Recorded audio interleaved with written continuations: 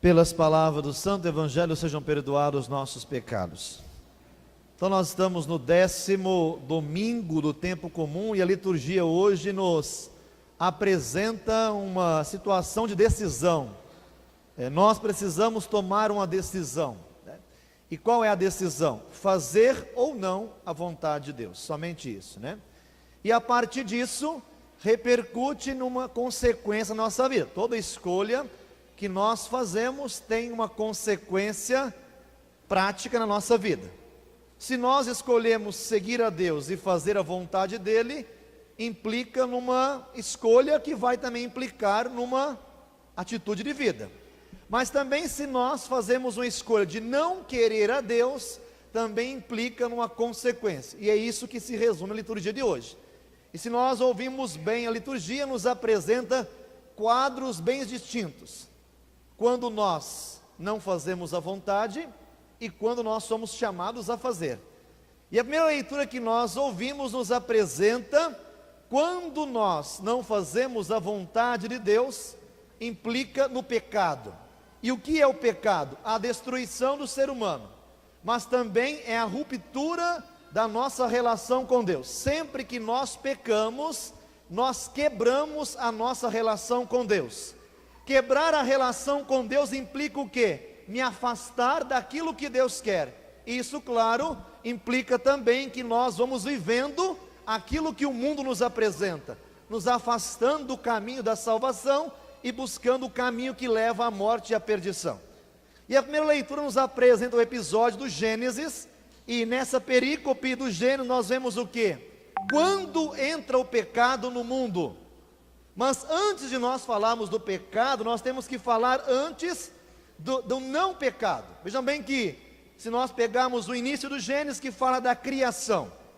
Vejam bem que quando Deus cria o ser humano, antes de criar o ser humano, Deus preparou tudo para o ser humano. Nós acompanhamos a obra da criação. Vejam bem que nos 5 dias antes de Deus criar o ser humano, o que Deus faz? Deus preparou tudo. Deus fez o paraíso, e o paraíso aqui de fato é dizer o quê? Tudo estava numa perfeita harmonia, e de fato não tinha nenhuma coisa errada, porque Deus fez, e no final da criação ele fala, Deus viu que era bom. Se é bom aos olhos de Deus, não tem como fazer algo ruim. Deus nunca faz algo ruim. E a obra da criação foi criada a partir de Deus, na perfeição. Deus cria as águas, os animais, a terra. Deus criou o paraíso, e no 7º dia Deus criou quem? O ser humano. Deus pega o ser humano e coloca no paraíso e fala, tudo isso é teu, apenas cuide disso que eu te dou. É isso que Deus falou. Aqui você vai ter tudo, não vai te faltar nada, você não vai ter dificuldade com nada, tudo está para o seu serviço. E é isso que acontece na criação. Mas Deus disse apenas uma ordem para o ser humano: desta árvore não podeis comer, o resto, tudo você pode tocar. Mas vejam bem que, olha como entra o pecado no mundo, né? Que até hoje é assim que entra a desobediência. O ser humano tinha tudo, não precisava de mais nada, ele tinha tudo ao seu dispor, tudo estava a serviço dele. Mas vejam bem a tentação do ser humano, aquilo ali eu quero mexer também, que até hoje acontece isso. Nós temos tudo ao nosso dispor, mas aquilo que não pode, parece que aguça a nossa vontade, eu vou mexer.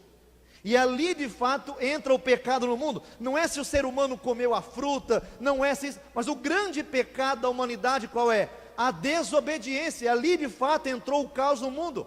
Porque a partir do ser humano quebrou a relação com Deus, quebrou esta obediência, ou seja, o ser humano deixou de fazer a vontade de Deus, ele começou a fazer o quê? As vontades pessoais, que é a maior desgraça do ser humano. Quando nós não queremos fazer aquilo que Deus quer, mas queremos viver a partir das nossas vontades pessoais, aqui está o pecado. Vejam bem que, e qual é a tentação do inimigo? Que ali representado na serpente, olha, Deus não quer que vocês comam desta árvore, e aqui a grande tentação hoje do ser humano, porque Deus sabe que o dia que vocês comerem desta árvore, vós sereis como deuses. Pronto. Quando a serpente fala isso para o ser humano, com certeza ele pensou: se já está bom como está, imagine eu sendo o homem que fez isso aqui. O que acontece? Ele vai lá e pega a fruta. E qual que é a primeira consequência disso, que é o grande pecado nosso hoje? Eu não assumo a minha responsabilidade.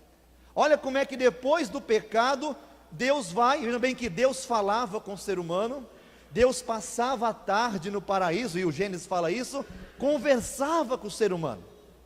Adão e Eva falavam diretamente com Deus, Deus estava intimamente ligado, Deus cuidava do ser humano, Deus tinha uma predileção por ele. Mas a partir do momento que o ser humano quebra a intimidade com Deus, a primeira coisa que ele faz, se esconde. Entra o que? A vergonha. É o que acontece com a gente, né? Depois que nós fazemos um monte de coisa errada, nós temos vergonha de nós. Você pensa o que depois que cai? Por que eu fui fazer? Você tem vergonha daquilo que você fez. Você tem nojo daquilo que você faz. E a gente faz o que? Se esconde de Deus. Olha, eles se esconderam. E aí quando Deus pergunta: Adão, onde estás? Tive vergonha e me escondi, porque estava nu.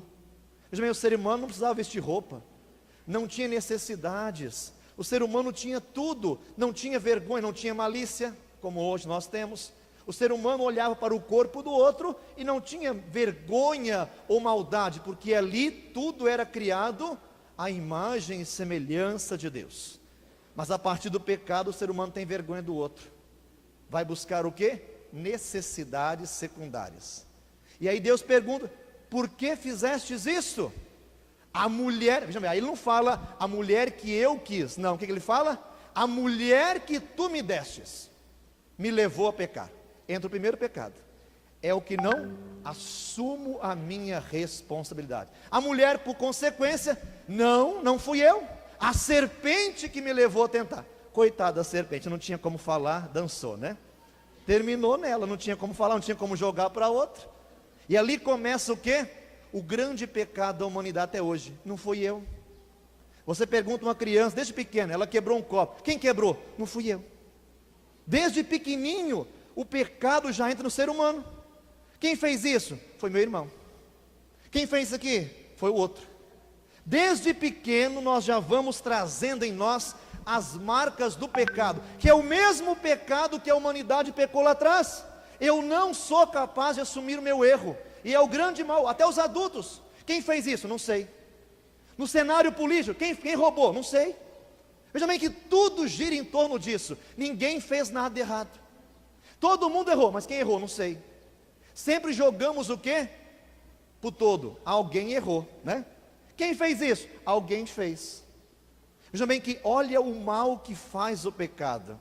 Nos tira a capacidade de assumir o nosso erro. Nós não assumimos mais responsabilidades, não assumimos que erramos. Entra o outro pecado, a mentira. Sempre nós jogamos para o outro, sempre o outro que errou. Mas eu não sou capaz de olhar e falar: eu errei, eu fiz isso. Olha a dificuldade que nós temos, gente, de reconhecer que nós erramos. Nós sempre procuramos alguém para culpar. O Brasil está uma porcaria, é culpa dos políticos, não é minha, mas eu continuo sendo corrupto. Eu faço um monte de coisa errada, eu suborno, eu faço isso, eu sou injusto. Mas quem está errando? Só os políticos, só eles que são corruptos. Eu não assumo mais. E este é o grande mal da sociedade hoje. Ninguém mais assume responsabilidade daquilo que faz de errado. É por isso que o nosso mundo, o nosso país está um caos. Ninguém mais assume aquilo que lhe é próprio. É a consequência do pecado. Depois dessa consequência danosa, vem outras consequências: o medo, a vergonha e outros tantos pecados. Mas outro pecado que entra a partir desse pecado. Veja também que o ser humano vivia nu, mas ele era revestido da graça de Deus. Ele estava nu, mas não se sentia nu. Ele se sentia como? Protegido, amado, seguro, não tinha vergonha. Quando entra o pecado, começa o quê? A criar necessidades. O que Adão fala? Procurei algo para tampar minha nudez. foi lá buscar uma folhinha para tampar os órgãos genitais. Não é a grande busca nossa hoje tampar nossa nudez? Vejam bem que o ser humano tinha tudo. Hoje nós precisamos cada vez ter mais coisas. É isso que implica a ganância de hoje. O ser humano hoje, olha o desejo nosso de acumular. Nós hoje criamos necessidades. E qual que é a tendência do ser humano? Tentar tampar a nudez que foi criada pelo pecado. É por isso que as pessoas hoje buscam tanto ter, buscam o poder, querem ser aquilo que não são, buscam cada vez mais bens. E hoje, olha a ganância que as pessoas vivem. E as pessoas hoje têm tanta coisa que não tem mais nada. Tudo isso é uma tentativa frustrada de preencher uma nudez que não se preenche com isso. O pecado faz isso com a gente, nos torna nus. Nós ficamos desprotegidos, nós ficamos o quê? Fragilizados. Nós nos sentimos de fato o quê? Desprotegidos. Isso é a consequência do pecado. E qual que é a outra consequência? O desejo cada vez mais de preencher o nosso vazio existencial. Com o quê? Um monte de bens. Gente, olha bem a nossa vida hoje. Quanta coisa que nós temos que não vamos usar. E posso dizer isso de modo geral aqui, mas a maioria de nós que está aqui, começando do padre, veio do fundo do poço. Um ou outro aqui nasceu numa família já rica. Mas a maioria de nós, o que nós tínhamos quando era criança, gente? Nada. Nós nascemos em famílias pobres, com 10, 12 filhos, alguns aí. Pobre, pobre, pobre. Quantos de vocês passaram necessidade? Tinham que comer ali minguado para dar conta. Mas vejam bem que naquele contexto, onde nós aparentemente não tínhamos nada, nós buscávamos o essencial. As famílias rezavam, buscavam a Deus, tinha-se quase nada, mas se tinha tudo. Olha a inversão de valores hoje, que implica no pecado de Adão e Eva. Hoje tem tanta gente que tem aí não sei quantos mil hectares de terra, colhe não sei quantos mil sacos de soja, tem os melhores carros na garagem, as melhores casas, tem dinheiro para dar a rodo. E olha o nosso buraco que nós vivemos. Estamos nus. Quanta gente hoje nu, mas é nu mesmo, não tem nada, só tem bens. E qual que é a nossa busca? Achar que esses bens vai tampar nossa nudez. Nós continuamos nus, gente. Continuamos nus, pobres, miseráveis, sujos. Quantas vezes sujos pelo pecado e não temos mais nada.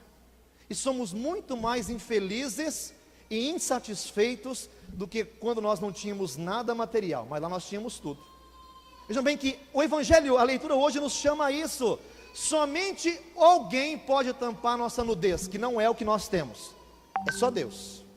Só Deus pode nos revestir de novo na sua graça. E aí nós entendemos a segunda leitura de hoje. Se vocês pegarem a leitura de hoje, é maravilhosa.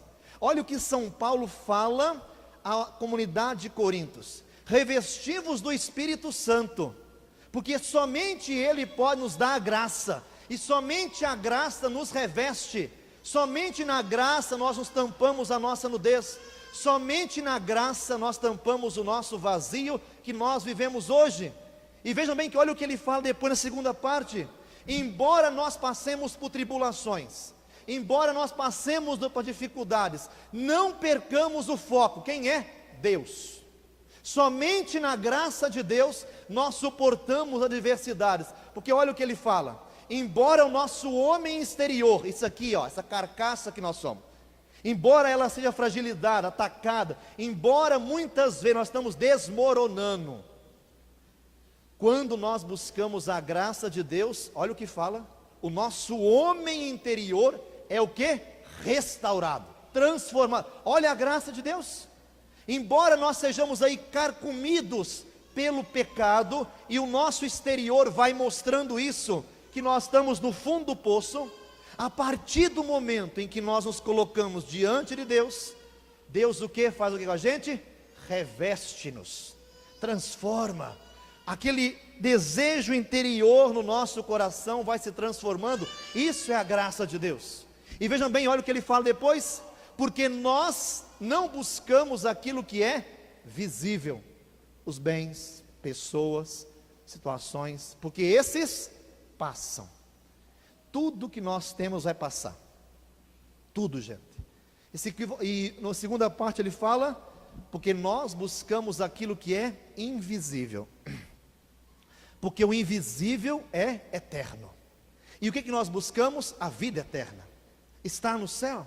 Essa deve ser a nossa busca, de sempre buscarmos estar em Deus, refazer o homem novo, a criatura nova. O paraíso não é a nossa busca, assim como um dia nós estivemos no paraíso, nós somos convidados a buscar novamente o paraíso. E o que é o paraíso? Estar em Deus. O paraíso é isso. Adão e Eva estavam com Deus. Quando eles quebraram a aliança, eles saíram do paraíso. Nós também o que? Estamos fora do paraíso, enquanto caminhamos nossa vida humana. Mas qual que é o desejo do ser humano? Um dia voltar ao paraíso, viver a eternidade. Só que viver a eternidade implica o quê? Nós precisamos tomar uma decisão de voltar a estar com Deus, voltar a fazer a vontade de Deus, sermos de Deus, criaturas de Deus. E isto é a nossa busca, gente. Sair daquilo que é humano, passageiro, sair das realidades de pecado, para voltar à nossa intimidade com Deus. Olha que beleza isso. E voltar à intimidade com Deus implica o quê? A conversão. Implica na confissão. Implica eu arrepender dos meus pecados, tomar consciência do meu barro, da minha miséria, da minha nudez, e falar: Senhor, sozinho eu não posso, mas na tua graça eu posso me revestir. E gente, o único que pode revestir-nos é Deus. Você pode ter tudo e ser pobre, e você pode não ter nada material, mas estar na graça. É isso que implica. E você quer ver de fato a eternidade? É quando morre alguém que você gosta. Quer entender aquilo que o Evangelho hoje fala de eterno e passageiro? Olha num caixão de alguém que você gosta. Depois de tudo que a pessoa viveu, conquistou, teve, plantou e fez, o que nós levamos para a eternidade? Nada. Apenas o nosso corpo, que vai ficar o quê? Na terra. Mas a nossa alma volta a Deus. E ali nós vemos de fato o que é eterno, porque ali nós pensamos na nossa vida. O que eu estou cultivando e tal. Eu sempre falei isso uma vez, mas olha bem, quando morre alguém. O que tem no caixão de quem morre, gente? Um corpo sem vida, inerte. Algumas flores de plástico, é terrível isso, nem a flor de verdade colocam, né? Vão colocar flor de plástico, porque aqui é muito quente, nem isso o defunto merece. Depois, vão colocar em você uma roupa velha, porque vão dizer assim: nossa, ele gostava tanto dessa camisa, vamos vestir nele. Nem camisa nova você vai. Vão te dar uma roupa surrada, mas é a roupa que você gostava. E você parte para a eternidade nu, sem nada. Olha o que nós levamos para a eternidade. Mas aquilo que nós vivemos, sim, nos dá a graça da eternidade. Fisicamente não vai nada, materialmente não vai nada. Agora o nosso espírito volta a Deus. Isto sim é o que nós temos que buscar.